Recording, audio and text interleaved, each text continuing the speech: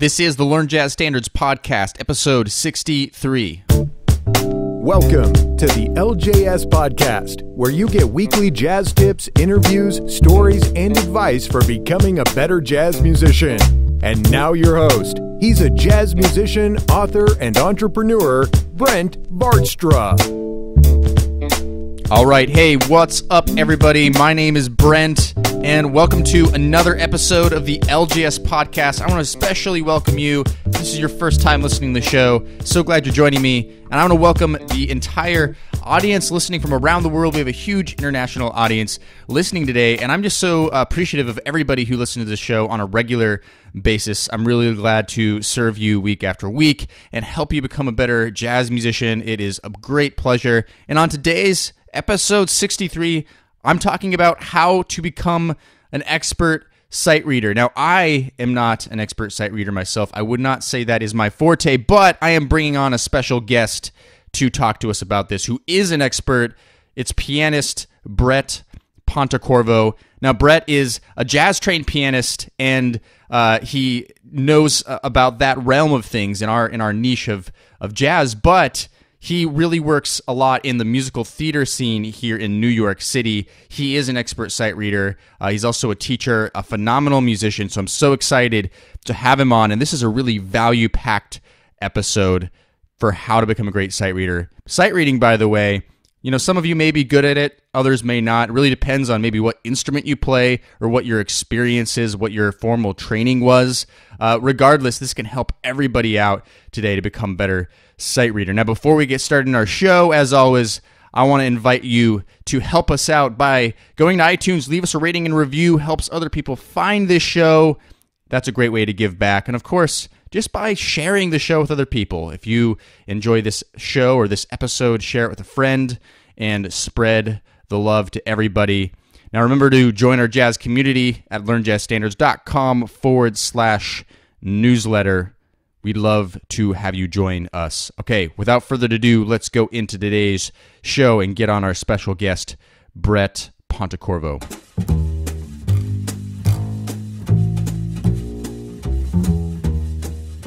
All right, welcoming on the show today is Bret Pontecorvo. He is a pianist. He is a teacher. Bret, thanks for being on the show today. Yeah, thanks so much for having me. All right, so many of my listeners probably have no clue who you are, and that's totally okay. So why don't you give them just the quick 2-minute intro to who Bret Pontecorvo is? Yeah, for sure. So I studied jazz for a while. I play some jazz. I do a lot of musicals, a lot of musical directing, which is sort of like an all-around job. There's arranging, there's working with singers, there's working with other musicians, and then I do a lot of teaching as well. Teaching piano, teaching like vocal coaching. I do some like music programming for like synthesizers and keyboards, and so I'm just doing a lot of different. Yeah, you're like a career musician through and through, you know. You've got your hands and feet in totally tons of different places, right? Yeah, man. That's the way it is. Well, I'm excited to have you on today because we're talking about sight reading today, how to become a great sight reader. And you're obviously so qualified for this because I mean, you do a lot of reading. Would you say that's true? I do so much reading. Yeah. Yeah. Lots of reading. What do you think are? Let me start with this question. Why do people need to know how to sight read? What's the benefit? Yeah, I mean, there are so many benefits. I mean, the first thing that pops into my head is it's like one less step in the process of your practicing. If you pick up a piece of music and you can instantly read it, you can jump right into then making music out of whatever it is that you're working on. Right. You know, it totally skips the step of like, I wonder what it says on this paper here. Yeah, but which is always a barrier between actually, if you get a piece of sheet music, actually performing it, because I've been there before. Yeah, I've been there many times actually. yeah. I mean, I have too. I actually started reading music like relatively late. most people. And so I think I kind of caught myself in a position where I was like, man, I need to know how to do this exceedingly well. So what was the circumstances that led you to having to learn how to become a great reader? I wanted to be able to play for musicals, and I love the idea of being able to accompany well. And people would just be like, "Hey, can you play this song?" And I would be like, actually, not really." And so then I was like, "Okay, like, what are the things that like I need to do to be able to actually play it?" So I just kind of bought a bunch of sheet music of songs that I knew, and started kind of going through them and playing them and figuring it out, you know. Wow. Now, so was there any moments as you started doing all these musicals and getting into that field of work, were there any moments where you just totally got destroyed? Like, you know what I mean? Like you just got embarrassed or like because you totally failed. Any stories like that? Terrible. Yeah. So I was playing for I played for a musical one year in college, and the guy who directed it was doing like this like professional workshop class for like the graduating seniors. So I showed up the day of, and several people had changed their songs, had the music ahead of time, and there was this song, I don't even remember what it was, something like, you know, like I don't know. It was so hard for me to read it that at some point I just started making things up because I was in front of an audience, you know, stage. Oh my everything. Gosh. It was just me on stage and a singer, and like I couldn't figure it out, and I couldn't tell where she was, and I couldn't tell where I was, and I biffed it so hard. Yeah. Oh. Yeah. I also played for a dance audition once, and I had the music supervisor come over and literally tell me, "What you're playing is not good enough. Please fix it quickly." Oh my God. You know, those are like the kind of reality checks that just shake you into action, into movement to get out from wherever you're at now to the next spot. I know with sight reading for me, and I've already said this in the intro of the show today, that I'm not an expert sight reader. And though I haven't ever been put into situations like you, where I could get embarrassed too extremely, I've certainly been, I can resonate with that because I've certainly been in a spot where, you know, something I probably should have been able to read better. It didn't actually pan out that way. So, and I know a lot of the listeners today have gone through this, and it depends on your musical background. Depending what instrument you play, you may be a better reader or a worse reader, depending on your the history of your private lessons that you may or may not have had. I mean, there's a lot of different factors. So we have listeners from a whole different varying levels today. But if we were to just talk from the beginning, going from that moment of, wow, I can't sight read very well, I need the music ahead of time, and then getting completely embarrassed, like what did you start to do after that? There were a couple of key things. The first key thing is I made a point to say, okay, if I'm going to be playing a lot of musicals, I need to be playing a lot of musical theater music. Mm-hmm. And I know this is a slight maybe a little bit off, but I just got a bunch of music and started playing through it. And not even so much it needs to be perfect, but I just got a book and played and kept turning the pages. And it did two things. First of all, it got me familiar with the style of music, but second of all, you start to see things repeat, So it reached a point where if I saw 4 quarter notes in a measure, I no longer had to wonder what that sounded like. Right. And then it would be reduced to then, okay, I know what the rhythm is. What are the notes? Right. The other thing that I was quickly sort of convicted of is that I didn't actually know my major scales very well. Okay. And so this can be a problem if you're reading, right? You get something and you look at it and it's super easy. And you're like, I've got this. And you start playing it in C, but actually it's in whatever. It's in F. You didn't check the key signature. And now everything that you're playing is incorrect, or it's the wrong tonality, or right. you know. Um, yeah, so I think a big thing about like becoming a better sight reader is just spending time reading. Right. You know, and all of your skills transfer. So if you learn a piece that you were uncomfortable reading and you really like slug through it and you get all of your rhythms and you get all of your notes, there are certain things from that song that you'll never need to work on again. If there was a difficult rhythm and you figured it out, now every time you see that rhythm ever in any other song, you'll know what it is. So it's a matter of just familiarity. The more you get familiar, I guess in my experience with any reading I've done, is it's the written portion of the language of music. It's the reading aspect, and if you've ever tried to study a foreign language before from other than your native language, at first when you're looking at things at words, it's confusing. But the more you study it, the more you may not completely understand it, but you start recognizing parts. And that makes it slowly understandable. I mean, that sounds kind of like the same idea, what you're describing with reading notation. That's absolutely correct. Correct. So it sounds like just getting a lot of music and reading through it. Now, I am anticipating the answer to my question here. You're not actually spending a lot of time reading each piece of music. Am I right? No, definitely not. If you're practicing sight reading, practice sight reading. If you're practicing learning a piece, practice learning the piece. Right. There's a big difference between, the more you work on a piece, you might think, oh, my reading's getting better. Look how I'm getting better at this piece. No, what's happening is your muscle memory is getting better. You're memorizing essentially the piece internally. What you want to do is just be moving on to moving on to different pieces one after another, so that you're not becoming familiar with the work, right? So it's a completely different concept. That's right.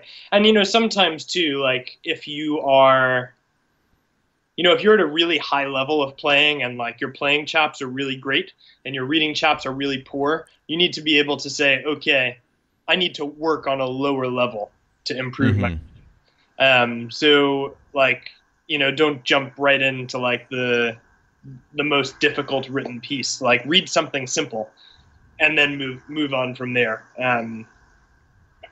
Because that's setting yourself up for success. Right. Okay. So all right. So we know we need to be reading lots of music. What are some other things we can be doing to become better sight readers? This is my process when somebody puts a piece down in front of me. I think that this will definitely help. We need to be aware of what's happening musically. So you pick up a piece of music for the first time. The first two things that you need to check: key signature, time signature. Okay.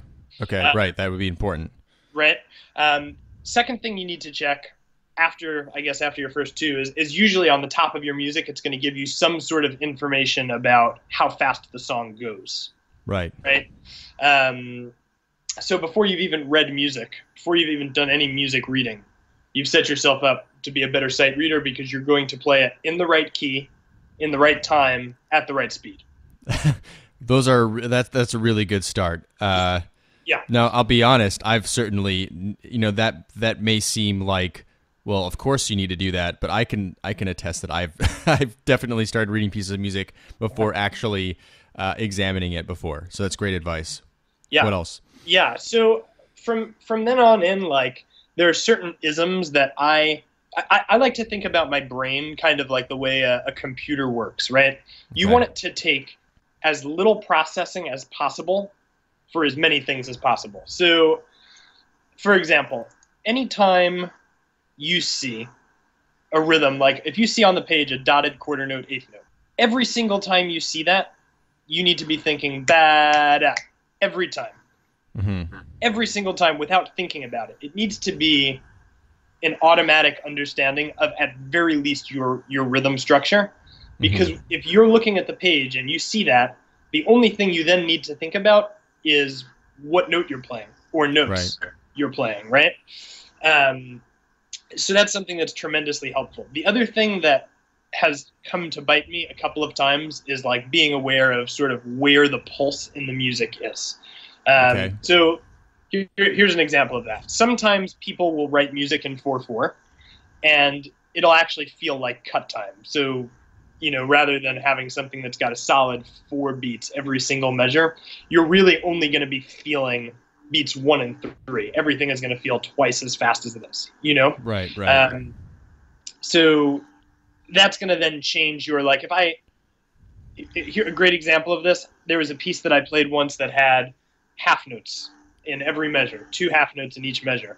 And I looked at it and I played 1, 2, 1, 2. But actually what they wanted was 1, 1, 1, 1, 1. Yeah. Right. That's completely different. That's completely different. It's totally different.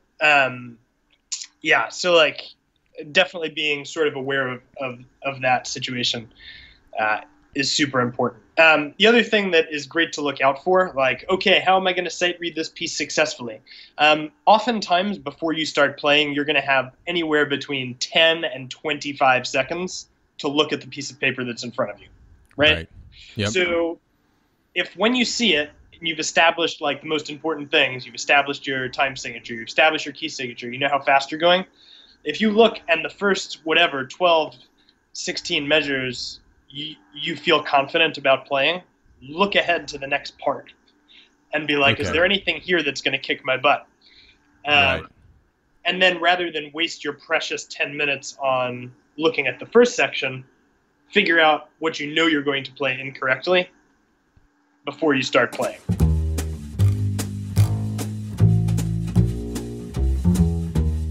All right, just taking a little break from today's show to talk to you about our flagship ebook, Zero to Improv. Zero to Improv is a book that teaches you how to become a great jazz improviser from the ground up. No stone is left unturned. This isn't your ordinary music book. Zero to Improv, it calls you to action. It's packed full of improv and jazz theory lessons. You'll start from the beginning and build up all of the skills and knowledge that you need to become a great jazz improviser.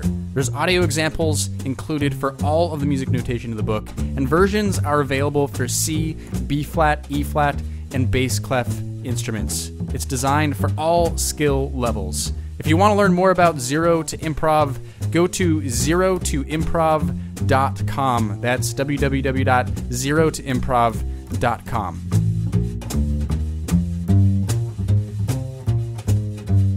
Yeah. And something too that has bailed me out many a time is that as musicians we have to remember that time doesn't stop once the song starts. Right, yeah. So it's mercilessly continuing. It just keeps going, right? But so what that means for us is if we get lost, but we're still aware of where we are rhythmically, where we are in the song, if you completely botch up measures 3 and 4, when you get to measure 5, everything is still in measure 5. Right. So it's all about if you fall off so what you're trying to say is if you fall off the train, you just got to jump back onto the next car. Got to jump back on. Yeah. Got to jump back on. Yeah, so I mean, those are kind of like sort of my go-to things, like how do I survive through a tune? Yes. There are some other things that are really good to think about. Okay. Because reading music is visual, right? Yes. So that means there are certain things that are always going to be the same. For example, if I skip from a line to the next line in any direction, I'm playing some type of a third. Okay. Every time. So if you're aware of where you are and you see, okay, like, for example, let's say we're on a G, right? The second line, we're in treble clef, we're playing a G. If I go up a line, I know that it is some sort of a B. Okay. Depending on what key I'm in, right? If I go down, I know that it's some sort of an E, depending on what key I'm in. Okay. So now, if you're aware of that and your reading is not great, but you're looking at a page and you're saying, I know what interval that is, that's going to free up space for you to either figure out your rhythm or to figure out a dynamic, to listen to what else is going on in the band. Right. So there are some like just graphic visual things that you can remember, right? And that's a really interesting point you just made. Actually, in last episode 61, we talk about playing what you 61, 62. Yeah, wow, I'm losing track of all these. Now, right? It's awesome. I'm losing track of all these episodes. We talk about how to play what you hear, and a big part of that is the basic, fundamentals of ear training: intervals, recognizing chords, recognizing chord progressions, and going back to that interval section there. It's important to be able to hear those intervals, but it's also important to be able to visually recognize them for reasons like this. So that's very interesting that you say that, because not only is it important to hear intervals, it's important to recognize them on a page. That's right. Yeah, and you bring up another good point, which is that, I'm a piano player, so this will shift slightly differently depending on what instrument you're playing. Mm-hmm. But there are certain things that, like, I'm way quicker to give up notes in my right hand than to give up notes in my left hand. Mm-hmm. And my reasoning for that is oftentimes what's going on in my left hand is going to be establishing harmonically what's happening in a piece. Mm-hmm. So, for example, there have been a couple of times where people have brought in "I've Got Rhythm," and that's sort of one of those songs that crosses over genres, right? Right. Yeah, the George Gershwin tune. Right. So, if you're playing this as a jazz musician, you have learned it a certain way. You've learned it maybe with certain substitutions. Right. Now, somebody, imagine playing that for X amount of years. Then somebody comes in with the sheet music, the standard written sheet music Mm-hmm. for this song, right? If I see that we're in B flat and we're playing this song, I know for sure that every time my left hand is playing a B flat, the notes that are falling in the upper register of the piano need to be within the B flat major chord. Right. So I'm not going to play a B natural Mm-hmm. in measures or beats 1 and 2, right? Right. But I might if my left hand is playing a G. Right. Because the second chord going to the sixth chord, sometimes it's major. So having a sort of awareness even of your theory is going to help you big time.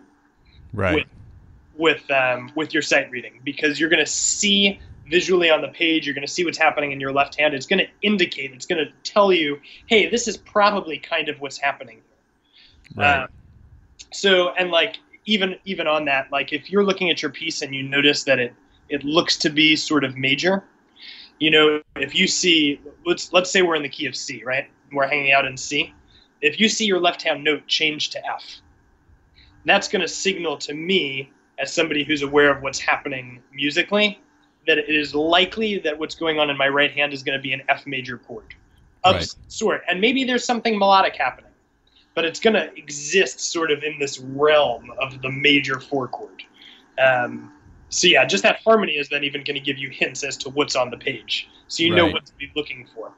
Right. Yeah. So just to sum up what we've got so far, so you've got when you first get the piece of sheet music, you're looking at the time signature, you're looking at the hard passages, you're trying to prepare yourself for all of that, and you're trying to familiarize yourself with rhythms and all these different components in there to prepare yourself to be able to sight read better.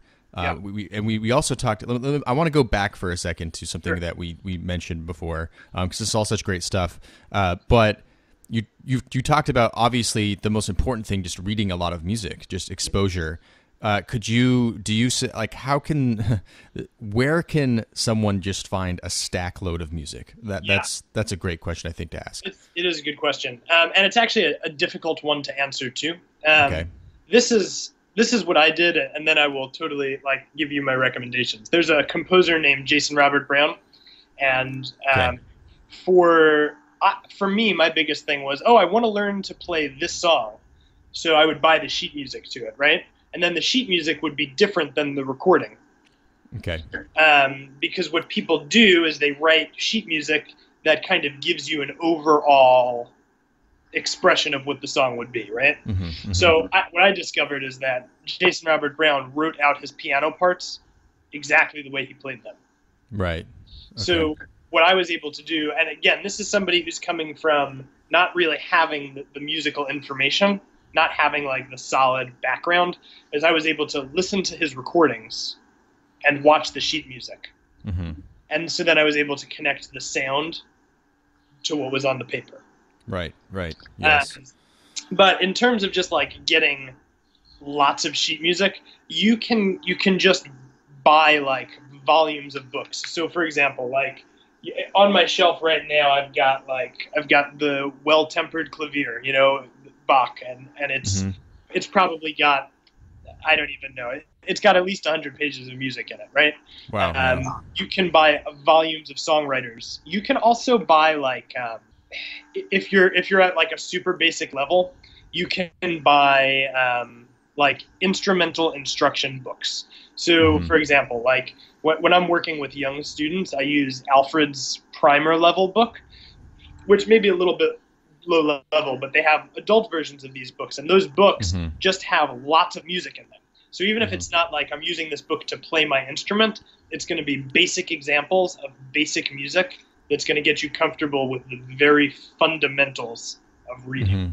Yeah, and I think it's something maybe to add to is that you don't need to get music for your instrument specifically. You can get, I mean, the idea again is that you're just reading music, right? I mean, so it doesn't have to be for your instrument. It doesn't even have to be, you could be playing saxophone music and you play piano, or you could be playing tenor sax, and you're playing, I don't know, a violin piece. It's okay to do that, because the idea is that you're just practicing the reading, right? So, yeah, and two, I know that like depending on what library you're going to, oftentimes libraries will have sheet music. You can, if you can't take it out, you can copy it.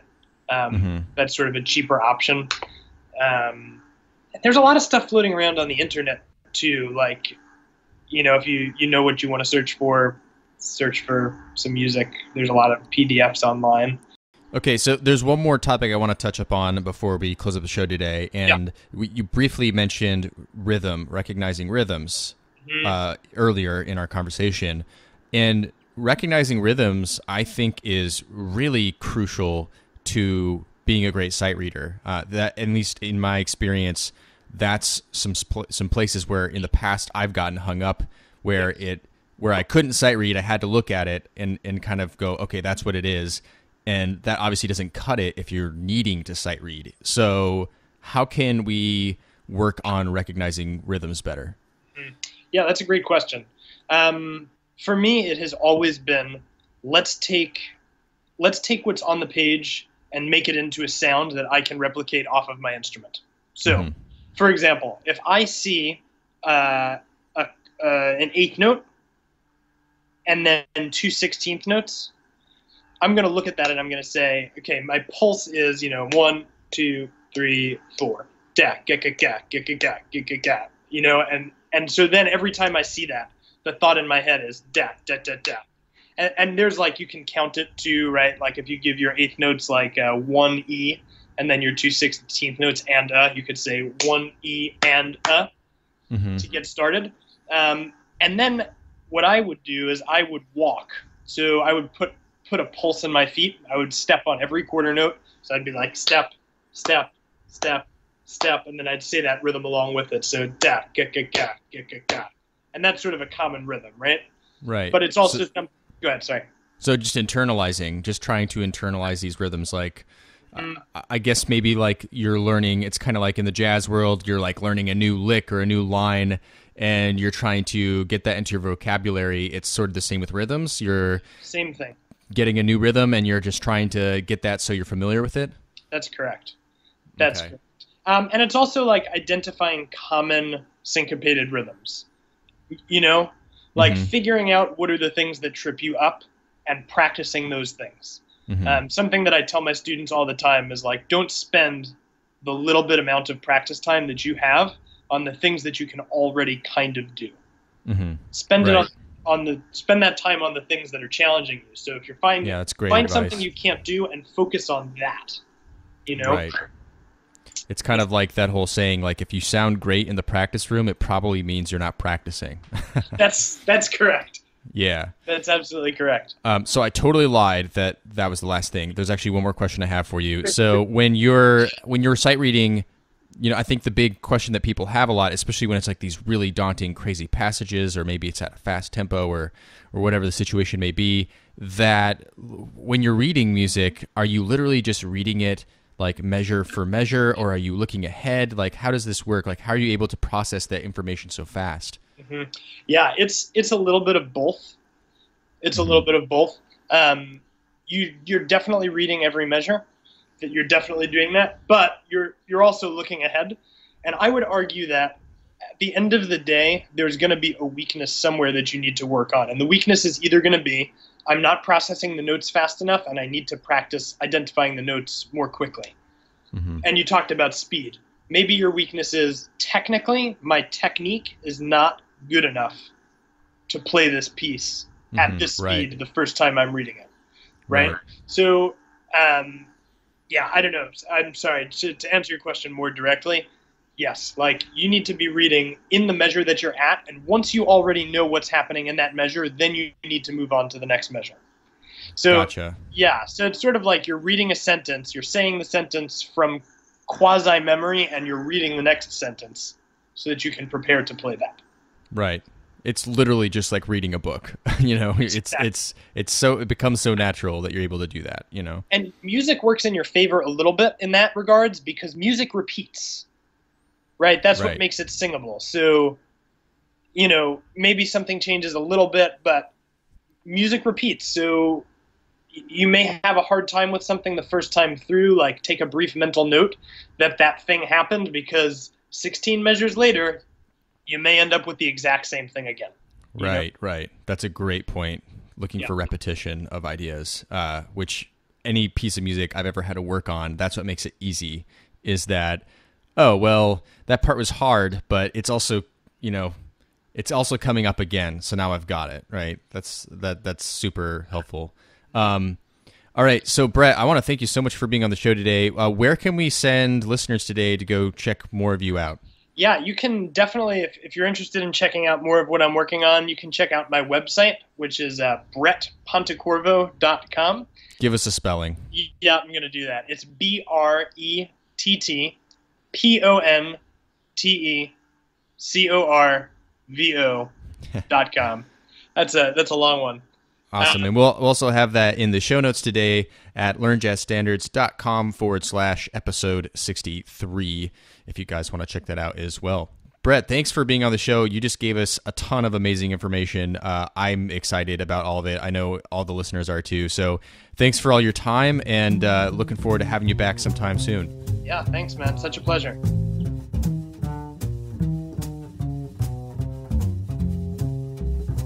All right, that's all for our show today. I hope you got as much value as I got out of it. Remember, you can go to the show notes at learnjazzstandards.com/episode 63, episode 63. And if you have anything else to add to today's show, you can leave a comment there. This is a jazz community. And remember, if you want to give value back to this podcast, you can go to iTunes and leave us a rating and review. That just helps other people find this show. And remember to join our jazz community at learnjazzstandards.com/newsletter, and join our special guest at his website at bretpontecorvo.com to learn more about him. Now, next week, we're going to be coming out with a brand new episode 64. I'm looking forward to seeing you back then.